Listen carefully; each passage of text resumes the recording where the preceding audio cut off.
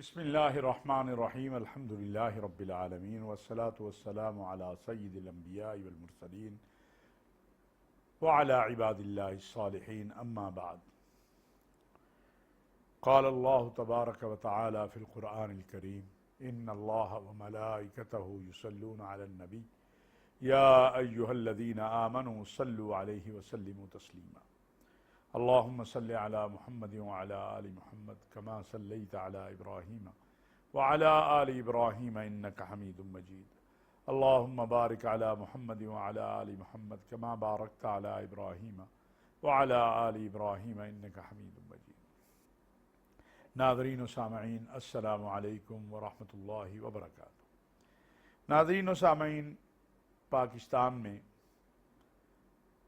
عشرہ محرم الحرام ہمارے لیے اس سال اس لیے بھی زیادہ اہم تھا کہ ہمارے تمام دشمن پاکستان کے خلاف جو سرگرم عمل ہیں، ان کا اول ہدف یہ ہوتا ہے کہ پاکستان کے اندر کسی عصبیت کی بنیاد پر اختلاف اور مجادلہ کروایا جائے۔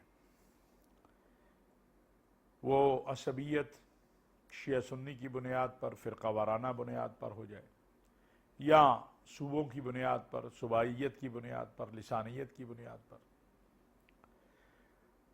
اور پھر اس سال چونکہ 10 محرم الحرام جمعۃ المبارک کے دن تھی، تو بہت سے مقامات ایسے ہیں جہاں جمعہ کا وقت اور جلوس کا وقت جو ہے وہ ایک ہے، لیکن پاکستان کے تمام مکاتب فکر کے علماء اور مشائخ نے، اور قومی پیغام امن کمیٹی کے ممبران نے، صوبائی حکومتوں نے، ہماری سلامتی کے اداروں نے، پولیس نے باہمی ربط اور تعاون سے، اللہ کے فضل و کرم اور احسان سے امن و امان اور سلامتی کو اور رواداری کو قائم رکھا، اور کسی قسم کا بھی کوئی بھی واقعہ یا حادثہ یا اختلاف پیدا نہ ہوا۔ کچھ شکایات سوشل میڈیا کے حوالے سے آئی ہیں جس پر قانون کے مطابق کارروائی ہو رہی، وہ نہ ہونے کے برابر ہیں، یعنی 3-4 اگر شکایت پورے ملک سے یا 5 آئی ہیں تو وہ نہ ہونے کے برابر ہی ہیں، لیکن اس پر بھی حکومت کام کر رہی ہے، جو متعلقہ ادارے ہیں کام کر رہے ہیں، اور مجھے امید ہے انشاءاللہ کہ قانون کے مطابق سزا ہوگی، قانون کے مطابق فیصلہ ہوگا۔ جب ہم 10 محرم الحرام سے فارغ ہو گئے، دشمن کو کامیابی نہ ملی، تو دشمن نے کراچی رینجر ہیڈ کوارٹر پر حملہ آور ہونے کی کوشش کی۔ اس سے آپ اندازہ لگائیں کہ اگر ہمارے سلامتی کے ادارے، ہماری فوج، ہماری پولیس وہ الرٹ نہ ہوتی، ہمارا آپس میں ایک تعاون نہ ہوتا، عوام کا اور انتظامیہ کا رابطہ نہ ہوتا، جلوسوں، مجالس، کانفرنسوں، مساجد، امام بارگاہوں کا اور حکومت کا ربط نہ ہوتا، تو خدا نخواستہ ہمارا دشمن کتنا بڑا ہمارا نقصان کر سکتا تھا۔ جب وہ مکمل فیل ہو گیا اور عشرہ محرم ختم ہو گیا، تو اس نے پھر فرسٹریشن میں فتنہ خوارج نے حملہ کیا رینجر ہیڈ کوارٹر کراچی پر، لیکن وہاں بھی چونکہ ہمارے جوان جاگ رہے تھے اور اللہ تعالیٰ نے ان کو ہمت اور طاقت دی، تو وہ کوئی نقصان نہیں کر سکا، زیادہ نقصان نہیں کر سکا۔ ہمارے 2 سے 3 جوان اس میں شہید ہوئے ہیں، کچھ زخمی ہیں، لیکن اللہ تعالیٰ نے محفوظ رکھا۔ یہ وہ چیز ہے جس کی طرف ہم سب کو توجہ کرنے کی ضرورت ہے کہ ہمیں اپنے اتحاد سے اب آگے بڑھنا ہے۔ میں ایک بات بار بار کہتا ہوں کہ پاکستان کو اللہ رب العزت نے دفاعی اعتبار سے بھی اور سفارتی اعتبار سے بھی بہت بڑی فتوحات دی ہیں۔ اب ہمارا مسئلہ داخلی اتحاد اور معاشی استحکام ہے۔ محرم الحرام، اس میں کوئی شک نہیں ہے کہ سیدنا امام حسین رضی اللہ تعالیٰ عنہ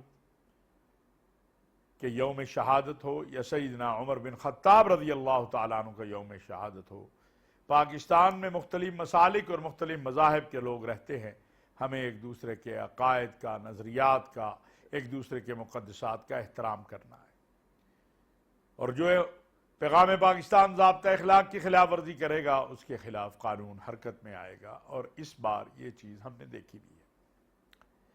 ایک پرائیویٹ ٹی وی چینل نے کچھ ایسی چیز نشر کی جو نہیں کرنی چاہیے تھی.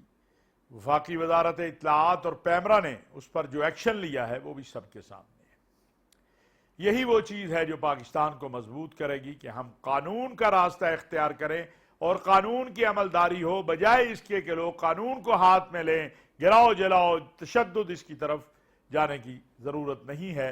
اور الحمدللہ میں سمجھتا ہوں یہ بہت بڑی کامیابی ہے ہماری کہ اتنے بڑے جو ہے ایام اور یہ سارے عمل میں ہم نے آپس میں باہمی رواداری سے چیزوں کو حل کیا ہے، مسائل کو حل کیا ہے، اور انشاءاللہ آئندہ بھی یہ کریں گے. ناظرین، دوسرا جو معاملہ ہے وہ ہے اس وقت خلیج کا. ایران امریکہ صلح میں پاکستان نے جو کردار ادا کیا، یا اسے آپ امن معاہدہ کہہ لیں، ابھی صلح کا لفظ ذرا زیادہ بھاری ہے، لیکن امن معاہدے میں جو کردار ادا کیا ہے اس کی تکمیل کی طرف جانا ہے. اسرائیل، ہندوستان اور اسلام دشمن قوتیں، مسلمان دشمن قوتیں، امن کی دشمن قوتیں یہ کسی صورت نہیں چاہتی کہ یہ معاہدہ ہو. الحمدللہ معاہدہ ہوا، اس پر دستخط ہوئے، پھر سوئٹزرلینڈ میں بہت سی چیزوں پہ اتفاق ہوا، اور یہ سلسلہ اب آگے بڑھ رہا ہے. لیکن کچھ قوتیں ایسی ہیں جو اب بھی اس کوشش میں ہیں کہ کسی طریقے سے یہ معاہدہ ناکام ہو جائے. اسرائیل کسی صورت نہیں چاہتا، ہندوستان نہیں چاہتا، پاکستان کی اور سعودی عرب کی، امریکہ اور ایران سے بار بار رابطے جو ہو رہے ہیں وہ یہی ہے کہ خدا نخواستہ جو چیزیں بہتری کی طرف جا رہی ہیں وہ رک نہ جائیں یا پٹری سے نہ اتر جائیں. یاد رکھیے، ایک تیسری عالمی جنگ جس کو اللہ کے فضل و کرم اور احسان سے پاکستان کی قیادت نے اپنے دوست ممالک کے ساتھ مل کر اور ایران امریکہ نے جو اعتماد دیا، اس سارے عمل میں جو امن کو تقویت دی ہے اور تیسری عالمی جنگ رکی ہے، یہ ہم نہیں پوری دنیا کہہ رہی ہے، یہ ہمارے سامنے رہنی چاہیے. ہندوستان کسی بھی صورت نہیں چاہتا کہ پاکستان میں امن آئے، استحکام آئے، پاکستان معاشی طور پہ مضبوط ہو، کیونکہ دفاعی اعتبار سے تو اب ہندوستان یہ بات جان گیا ہے، بلکہ سب کو یہ پتہ چل گئی ہے کہ پاکستان الحمدللہ اتنا قوت والا ہے کہ اس سے نمٹنا، اس سے جنگ کرنا مار کھانے کے مترادف ہے. اب یہ دیکھیے، میں دو باتیں عرض کرنا چاہتا ہوں. ایک تو جو یہ رینجر ہیڈ کوارٹر پر حملہ ہوا کراچی میں، یہ سارے لوگ یعنی جو زخمی پکڑا گیا ہے اور جو مارے گئے ہیں سارے کے سارے افغانی ہیں. اب افغانستان کی حکومت سے ہمارا سوال ہے کہ جب ملا ہیبت اللہ صاحب کا آپ بیان جاری کرتے ہیں کہ افغانستان سے کوئی کارروائی، کوئی جا کے پاکستان میں حملہ نہ کرے، تو پھر یہ کون لوگ ہیں؟ آپ تو پھر ملا ہیبت اللہ صاحب کا بھی حکم نہیں مان رہے. افغانستان کے 1000 علماء نے ایک اعلامیہ جاری کیا، آپ اس کو بھی نہیں مان رہے، تو پھر کیا کریں؟ آپ ہندوستان کے اعلی کار نہ بنیں. وہاں جو قوتیں بیٹھ کے پاکستان کو غیر مستحکم کرنا چاہتی ہیں ان کو وہاں سے نکالیے یا ہمارے حوالے کیجیے، ورنہ ہم جانیں اور وہ جانیں. اسی طرح آپ دیکھیں کہ آزاد کشمیر کے اندر جو اس وقت صورتحال ہے، سب سے پہلے تو میں یہ بات کہنا چاہتا ہوں کہ ہر وہ کشمیری جو پاکستان سے محبت کرتا ہے، جو کشمیر سے محبت کرتا ہے، جو پاکستان زندہ باد کہتا ہے، وہ ہمارے سر کا تاج ہے. لیکن اگر کوئی کہے کہ پاکستان بھاڑ میں جائے تو ہم اسے کہیں گے تم بھاڑ میں جاؤ اور تمہارے جو ہینڈلر ہیں، تمہارے جو سرپرست ہیں، وہ بھاڑ میں جائیں. بے بنیاد پراپوگنڈا. یہ کیوں ہے؟ جب تمام چیزیں بیٹھ کے حل ہو سکتی ہیں تو پھر ایسا کیوں کیا گیا اور ایسا کیوں کیا جا رہا ہے؟ واحد مقصد ہے کہ پاکستان اور آزاد کشمیر اور مقبوضہ کشمیر کی عوام کے درمیان دوریاں پیدا کی جائیں. یہ انشاءاللہ کبھی بھی نہیں ہوں گی. کشمیر پاکستان کی شاہ رگ ہے. ہم کشمیر سے محبت کرتے ہیں، کشمیریوں سے محبت کرتے ہیں. آپ ہمیں گالیاں بھی دیں تب بھی ہم آپ کو اپنا بھائی سمجھتے ہیں. جیسے افغانستان کا مسئلہ ہے، الحمدللہ پاکستان یہ قدرت اور طاقت رکھتا ہے کہ افغانستان میں ان لوگوں کو جو پاکستان کے اندر تخریب کر رہے ہیں، دہشت اور وحشت کو پرموٹ کر رہے ہیں، بے گناہ پاکستانیوں کو قتل عام کر رہے ہیں، ان کو افغانستان کے اندر ان سے بدلہ لیا جا سکتا ہے، لیکن پاکستان افغانستان کا احترام کرتے ہوئے بار بار افغانستان کی حکومت کو کہہ رہا ہے کہ عبوری حکومت ان لوگوں کی سرپرستی چھوڑ دے۔ آپ تو پھر ہمارے اپنے، وہ تو ہمارا پڑوسی ملک ہے، آپ ہمارا جسم کا حصہ ہیں۔ کوئی پاکستانی نہیں چاہتا کہ کسی کشمیری کو تکلیف ہو۔ جو آپ کے جائز مطالبات ہیں، ہم نے پہلے بھی کہا، آج پھر کہتے ہیں، وہ مانے جانے چاہیے، لیکن اگر راولاکوٹ میں کھڑا ہو کے کوئی بندہ پاکستان کے خلاف، پاکستان کی فوج کے خلاف، وہ فوج جو آپ کے لیے جنگ لڑتی ہے، جس نے آپ کو محفوظ بنایا ہوا ہے، آپ کے لیے لڑتے ہوئے ہمارے شہداء ہزاروں ہیں، تو پھر دکھ ہوتا ہے۔ اپنوں سے